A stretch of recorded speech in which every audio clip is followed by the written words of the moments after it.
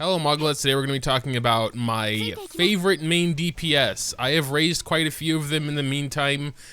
Here in our current party we have Ganyu, Xiao, Keqing, and Diluc. For anyone that's been watching my channel for a while, you know I was a Keqing main, though as of more recently I've been raising a lot more main DPSs, specifically those other three you see there, although there are a couple of other main DPSs I'm going to go over as well during the video. Before we get started, we're getting pretty close to our 200k subscriber goal. I'm feeling really good about finishing that before the end of the decade. Would be super awesome if you hit that subscribe button, maybe even ring the bell. I don't know, I'm not your dad. Or am I? Diluc here is probably the one I have the least experience with, him being one of the more recent DPSs. I honestly don't like Diluc all that much, to be perfectly honest. He's very strong and his moves look cool, but he's just a bit basic. He is quite fun to use and is regarded as like the old school best main DPS ever. I just personally don't like his playstyle all that much, though if you are a Diluc main, no disrespect. But yeah, that's pretty much how I feel about Diluc. So I will go ahead and give them a sort of ranking, I suppose, as well. Diluc, I'm gonna have to give him like a 6.5. You know, on an overall scale, he's probably still rank S. I don't keep up with tier lists all that much, so, you know, AKA 10 out of 10. This is a more personal video, so I'm gonna give him a 6.5. Moving on to Edgy Boy Xiao. He is the newest contender and probably the most main DPS of the main DPSs. Like, you literally have no choice. He can't be any sort of support because his ult lasts a very long time, and then like the cooldown on his ult ends when you can do it again if you can keep up the energy regeneration. And that's one of the things that I'm currently struggling with Xiao right now. I can't get his ult very easily back. So on paper, he can basically spam his ult and be an ult most of the time. As you can see, duration 15, cooldown 18. So it's like 3 seconds. Mine apparently does not have enough energy recharge at 146. But then again, you're not supposed to stack a bunch of, you know, energy recharge on your main DPS because you want the other stats, attack, crit rate, crit damage. It probably would help a lot to have him at C1 and have a max of 3 charges, so you can get more orbs quickly, but let's just, you know, do these 2, and, you know, a third one would give him his ult. And that's kind of what I want. Otherwise, if you really want to force his ult, then yeah, you can use other characters. You can also use Venti. That would help a lot as well. If you have Venti or even Sucrose, would help get his ult back. But he is a fun and unique character to play, but I can imagine if I were to full-time main him, the plunge spam would get a bit repetitive, but I still think his dashes, you can also use it in the air, kind of make up for it a bit because they're quite cool as well.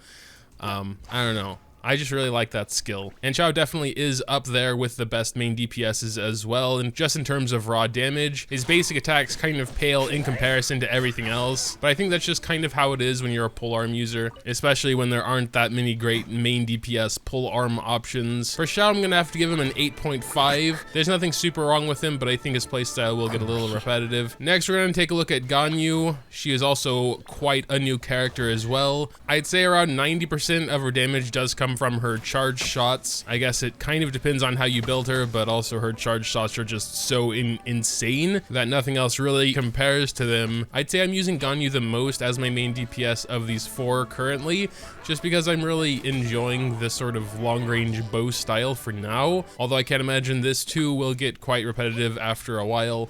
Though I think it does have some longevity. It's just kind of like a third-person shooter. Ganyu actually does have a little bit of utility here with her E.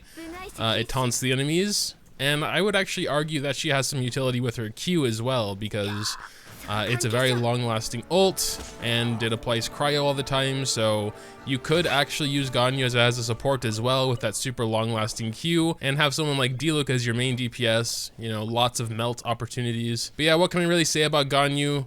She is pretty insane, I would say halfway, because, you know, just her element. The somewhat new Blizzard Strayer set just makes her absolutely insane, and you can build her with massive amounts of crit damage without having to worry about crit rate too much. Although this does require a pretty specific setup. You know, you need someone to freeze. Having a second cryo in your team is helpful for extra crit rate, but I digress. I'm having a lot of fun with Ganyu, and she's also super strong, has massive amounts of potential, and one of her best bows is a free-to-play bow prototype. So yeah, I have to give her a 9.5. Not last, but I guess last of this team, certainly not least, we have Keqing.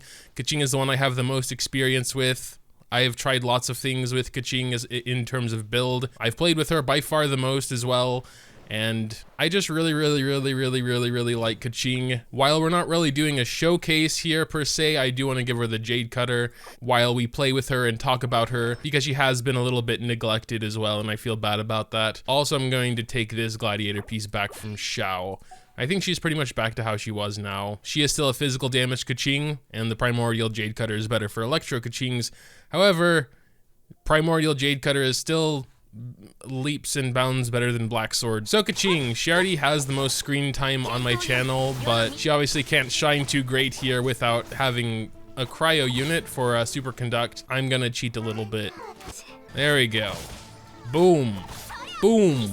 Boom. What more needs to be said? I really like Kaching because she can be built either as a physical or an electro, and I know the same can be said about other units as well. It's just, I guess, having a lot more experience with her and having tried both builds out. I really like the diversity with her. Her E skill is probably still my favorite skill out of all characters. It's just so nice. Teleport, slash, even has a bit of utility as well. It's not the strongest skill in the world. I mean, it's obviously super important for an Electro built Kaching as it does imbue her sword with Electro, but for physical, it's basically just to apply Super Conduct. Her ult, I don't really like it all that much. I mean, it's nice and flashy and cool to look at, but yeah, I don't know. It's not that impressive of an ult. This is probably mostly because I have her built physical, but yeah. It does give her a 15% crit rate boost, which is always cool though. I don't think I can give Kaching a whole 9.5 like I gave Ganyu, but I'm gonna give her a 9. I really enjoy her playstyle. It's fast, her E is really cool. So now we're gonna move on to a couple of other, and this is Bones Klee. I've also done some Abyss runs with her Klee as well as her Razor, so I have a bit of experience with those two units as well. In terms of Klee, to be totally honest, I don't like her playstyle. I just don't like Catalyst users' playstyle. It just feels a little too slow and hands-off for me. I like to really get in there and, you know, Klee's just kind of throwing bombs from a distance, doing charge attacks every now and then. She can be incredibly strong, though I don't really like her ult too much either. Again, it's kind of a hands-off passive thing, and you're not really even allowed to swap out while her little minion thing is doing its thing. I know Klee has a lot of potential, and Klee mains, please don't get angry.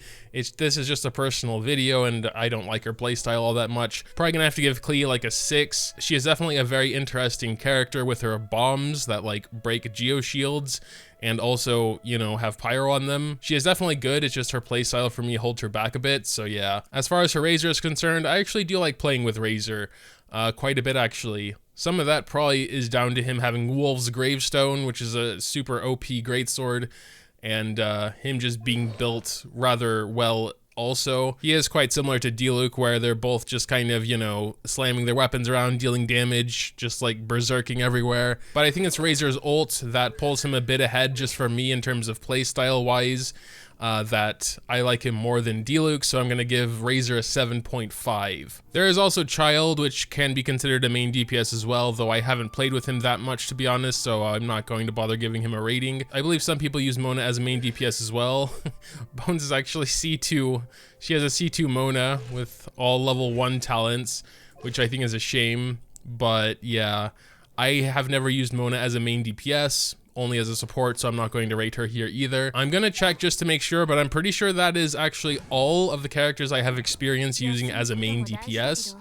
I know some characters can be used as main DPSs that I don't, like Bennett. I've never really used him as a main DPS, though he would definitely be up there. Zhongli, after his buffs, can be a main DPS as well, but I haven't used him as such. I believe even Shanling can be a main DPS with Crescent Pike. Hold on a second there. But I've only briefly used her as a main DPS. There are better options in the meantime. Same with Noelle. I don't have enough experience using her as a main DPS. And yeah, pretty much the same for everyone else here as well that aren't really raised. So, there you have it. My favorite main DPS, according to this list you see here and their corresponding scores, is Ganyu. Kaching will always hold a special place in my heart, being my first main DPS, as well as still by far the longest. Have I really found 2 chests in this video? That's more chests than I found in the entire month. I don't know what's going on. But yeah, I can't really find anything negative to say about Ganyu at all. Obviously, her actual skills are a little bit outshined by her basic attack. or I guess technically her charged attack. So for me, her other skills are definitely a secondary thought in battle. I guess one slight drawback if you're gonna go 4-piece Blizzard Strayer, which I guess you actually really should, she kind of does need a bit of help to reach her full potential, aka at least a water unit, and recommended also another cryo for the resonance. If one day I ever get a decent electro goblet, maybe Kaching will be back on top. We'll see. I'll probably do another showcase when I can really take advantage of the primordial jade cutter as well. But as of right now, my one and only electro damage bonus goblet. Wait a sec, do I have another one? Oh my god, I have another one. Where did I get that? This one's actually not bad. Attack, crit damage, elemental mastery. Could be better, but could be a lot worse as well. Oh man, I might be able to make an Electro Kaching finally. But this was the best one I had previously. Huh, didn't even realize I had this one. That could be in the works. Make sure to tell me what you think in the comments down below. Leaving a like if you do enjoy is always greatly appreciated as well. Make sure to subscribe to the channel if you haven't subscribed yet. You can always unsubscribe later. Thanks, as always, for watching, and until next time.